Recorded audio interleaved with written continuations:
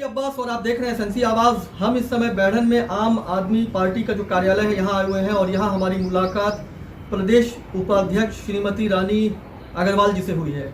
हम आपको बता दें कि डैम जो अभी टूटा था, रिलायंस का जो एच डैम टूटा है, उसमें वो पीड़ित परिवारों से लगातार मिल रही हैं। इसके अलावा भी जब भी इस तरह की लोगों के दुख दर्द की जहाँ बात होती है, आप उन्हें लगातार वहाँ पे देख सकते हैं।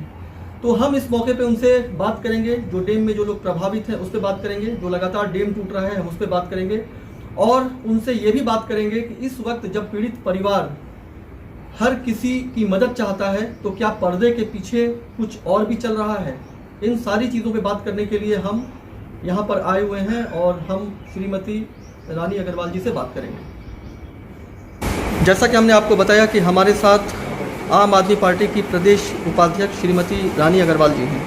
इससे पहले लोग लगातार बता रहे थे कि वो जो एच डैम है वो डेंजर जोन पे है, तो उसके बाद भी जो रिलायंस से जुड़े हुए लोग हैं उन्होंने इसे गंभीरता से नहीं लिया। लोगों ने प्रशासन को बताया, इसके लिए लोग धरने पे बैठ गए। आखिरकार किसी ने नहीं सुना और उसका खामियाजा उन परिवारों ने भुगता जिन्हें इस बात का भय था। कुछ लोगों ने अपनों को खो दिया, कुछ लोगों ने मकान को खो दिया, कुछ लोगों ने अपने मवेशियों को खो दिया और कुछ लोगों ने वो सारी चीज़ें खो दिया जो उन्होंने बड़ी मुश्किल से बनाया था। आप सभी को नमस्कार। जैसा कि हम सब जानते हैं कि एक साल में यह तीसरी घटना है और इस घटना से हम सबको आगे के लिए भी सबक लेना चाहिए कि आगे ऐसा ना हो, क्योंकि सिंगरौली जिले में एक साल में 3 घटना होना बहुत बड़ी बात है और इसमें ज़्यादा जो हमारी जनता होती है उनको अपनी भुगतना पड़ता है। इसलिए हम सबको, शासन प्रशासन को और जितनी भी कंपनी के प्रबंधक अधिकारी वगैरह हैं उन सब के लिए आगे से ये सबक होना चाहिए कि आगे ऐसी घटना ना हो और हमारी जनता को ये सब आगे अपनी कीमत जान दे के नहीं चुकानी और आगे। हाँ, ये तो हर कोई चाहता है कि इस तरह की घटना ना हो, लेकिन वो लोग जो कंपनियों से जुड़े हुए हैं वो आम लोगों की बात ही कहाँ सुनते हैं। लोग चिल्ला चिल्ला कर चीखते रहते हैं, कभी नौकरियों के लिए, कभी उस ख़तरों के बारे में बताने के लिए, लेकिन उनकी आवाज़ हमेशा दब जाती है। ऐसे समय के लिए ही तो जनप्रतिनिधि, समाज सेवी और वो लोग होते हैं, लगता है, जो इस तरह की कंपनियों पर दबाव बना सकते हैं।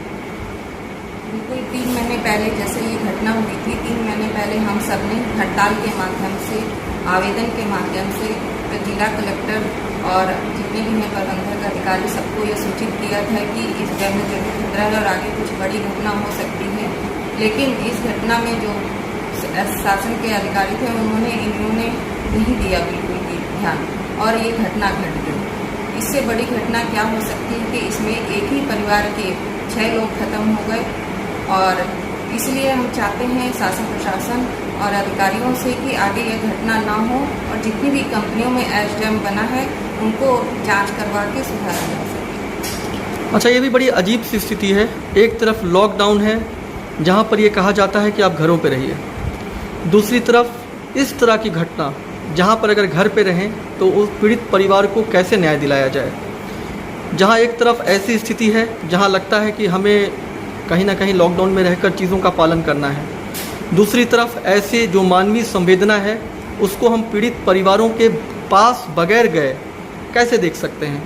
बिल्कुल, आजकल हम सब अपने सोशल मीडिया से, व्हाट्सएप से, किसी के माध्यम से के जरिए से हम अपनी बात को पहुंचा सकते हैं शासन प्रशासन के अधिकारियों को और सभी को कि उन पीड़ित के जो हो रही है उनके साथ संवेदना करें। अच्छा, आप वहाँ पे गई थी और आपने देखा जहाँ 6 मौतों की बात होती है, वहाँ पर ऐसी मौतें जिसे ये कहा जा सकता है कि एक होता है कि अचानक कोई चीज़ें हों और उससे कुछ चीज़ें लोगों की छिन जाए, लेकिन एक ऐसा ख़तरा जिसके बारे में लगातार आगाह किया जा रहा था, बताया जा रहा था और उन्हें लग रहा था ये आज नहीं तो कल होना ही है और आखिरकार हो गया।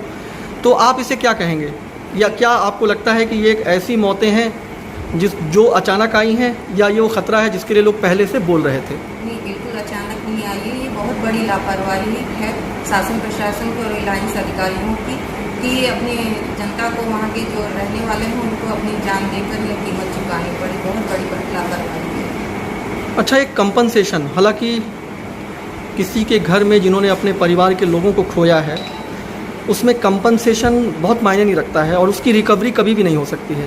लेकिन 1 करोड़ के आसपास की बात हो रही थी।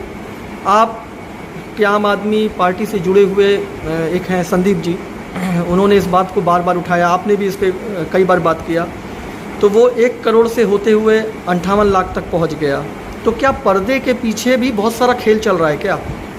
बिल्कुल कहा जा सकता है कि वहाँ पे शासन प्रशासन और जो रिलायंस के अधिकारी थे उनके बीच ऐसा बात हुई थी कि 1 करोड़ 15 की बात हुई थी, लेकिन यह आते आते सीमित ही 58 लाख तक रह गई। और बिल्कुल हम कह सकते हैं कि ये जो सत्ता परिवर्तन का ये है, ये नहीं होना चाहिए। तो इसमें आप लोग इतने प्रभावी क्यों नहीं दिखाई दे पा रहे हैं? भाई आप जानते हैं कि मध्य प्रदेश में अभी बीजेपी की सरकार है, वो ज़्यादातर यही होता है।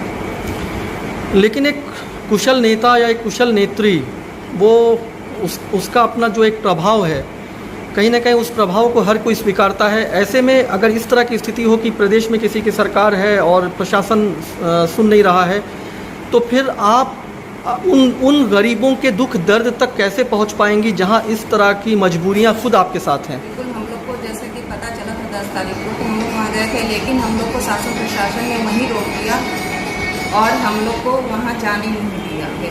लेकिन हम लोग ने सोशल मीडिया के फेसबुक के माध्यम से उनको रखा गया था कि हर व्यक्ति को कम से कम 50 लाख रुपये मिले और एक स्थायी नौकरी के मिले, और जो भी जनधन की वहाँ मवेशियों की हुई है उनको प्रति उनको भी मुआवजा मिलना चाहिए। अच्छा, अभी तो खैर उन्हें कंपनसेशन भी मिल रहा है, मकान भी मिल रहा है और दूसरी चीज़ें भी हैं। उसमें आपको क्या लगता है कि क्या और ऐसी कमियां हैं जो आपको लगता है कि हाँ ये भी होना चाहिए? बिल्कुल, जो उन लोग को वहाँ के जिनके परिवार की जाने गई हैं उन लोग को जो कीमत मिली है, मुआवजा कह सकते, क्योंकि एक आदमी की मुआवजा तो कीमत ये चुका नहीं सकते हैं कि अगर कोई 1 करोड़ हो चाहे 58 लाख हो। नहीं, वो तो मिल ही रहा है, वो तो मिल ही रहा है। इसके अलावा आपको और क्या लगता है कि अभी भी कुछ कमियां हैं क्या, ऐसा कुछ लगता है आपको?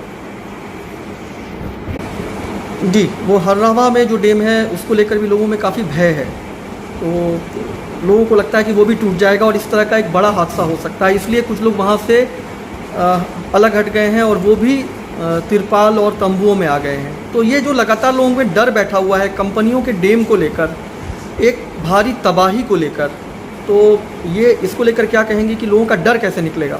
इनकी डैम की पुनः जांच होके और फिर से इनको अच्छे से बनाकर तत्काल किया जाए।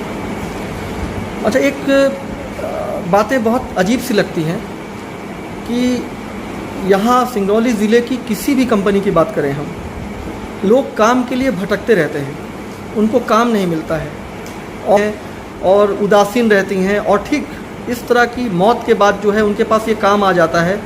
तो क्या ये ज़रूरी नहीं है कि जो यहाँ के समाज सेवी हैं या जो जनप्रतिनिधि हैं उनको ये देखने की ज़रूरत है कि ये कंपनियाँ जिंदा में भी लोगों को काम दें, लाशों पे काम सिर्फ क्यों मिलता है?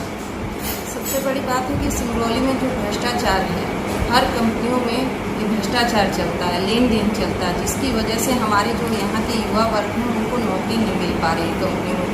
क्योंकि अगर सिंगरौली जिला इतना इंडस्ट्रियल एरिया होने के बावजूद भी हमारे यहाँ युवा भाइयों को नौकरी नहीं मिल रही, तो बहुत बड़ी बात है, यहाँ सोचने की बात है कि जो यहाँ के नेता हैं वगैरह हैं, लेकिन इन सब से हटकर और इनको नौकरी दिलानी चाहिए, और जब कोई हादसा हो जाता है तब उनको नौकरी दिलाते हैं, तो ये बहुत ही बड़ी लापरवाही है।